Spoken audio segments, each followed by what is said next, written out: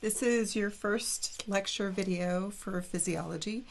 In this video, I kind of want to show you how I'm going to run the online lectures. I'm going to try to keep them as similar to the in-person lectures as I can. Let me introduce you first to what your notes look like. Your notes are always available to you for free as Google Docs. And so here is the first set of notes. I want you to know that in physiology, I do something that I didn't do in anatomy because physiology has 2+ prerequisite classes. And a lot of times the things that I'm teaching in physiology require that you remember things from your prereq classes.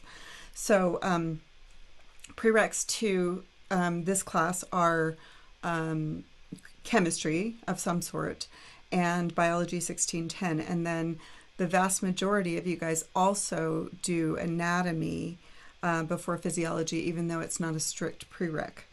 So I don't know when you took all of those classes, and to make sure that we're all sort of starting from the same place, in each set of Phys notes there is a before you begin section, and the before you begin section is to make sure we're all sort of starting at the same level. So if you need to go back and review a little histology, you can do that. Sometimes you need to review a little bit of chemistry.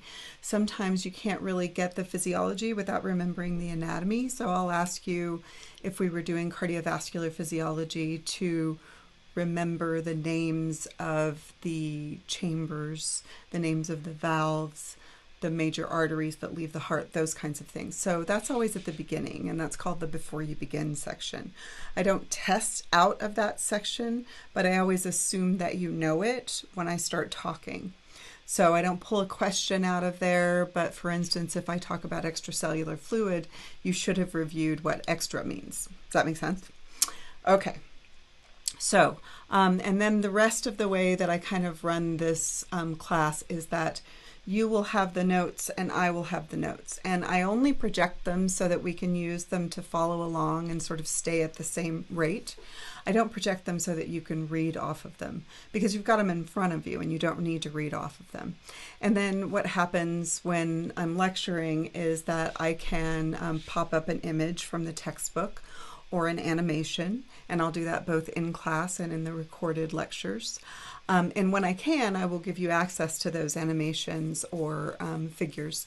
As far as the figures go, one big advantage to you guys of buying the digital version of the textbook is that because my notes are presented to you in Google Docs, you can change them. You can't change my notes, but you can download a copy onto your own Google Drive.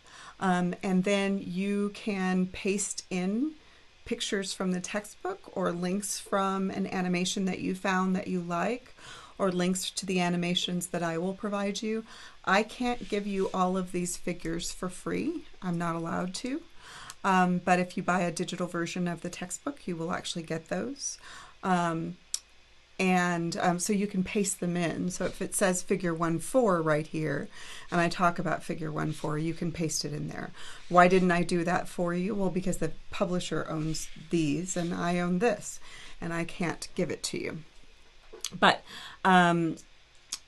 for my classes, the physiology textbook is only suggested. It's not actually required. But the digital version of the textbook is a little less expensive. And there is some digital content that I am considering requiring this semester. I'll let you know what I think about that once we get a little further. Okay, so what else do I need to tell you? I guess that's good enough to start.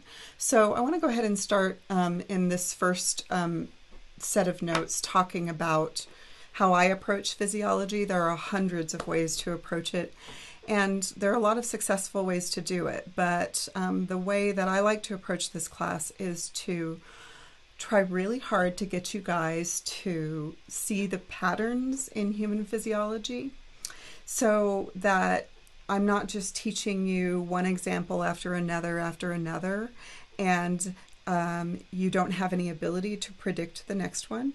If I teach you to recognize the patterns in human physiology, homeostasis and negative feedback being one of the biggest patterns in human physiology, then what that will do is it keeps you from having to memorize everything.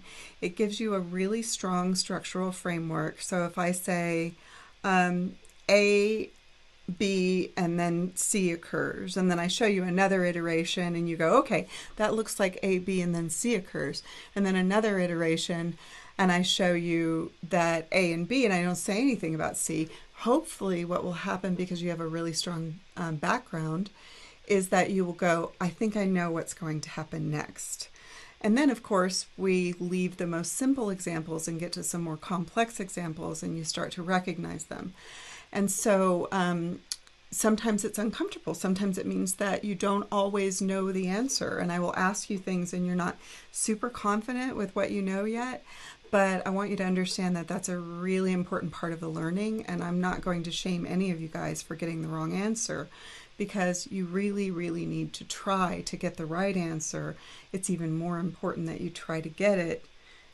If you miss it, but you understand why, then your knowledge is stronger the next time. So the way that I teach, I emphasize patterns, I emphasize connections. You do have to memorize some things, but far fewer things than you did in anatomy.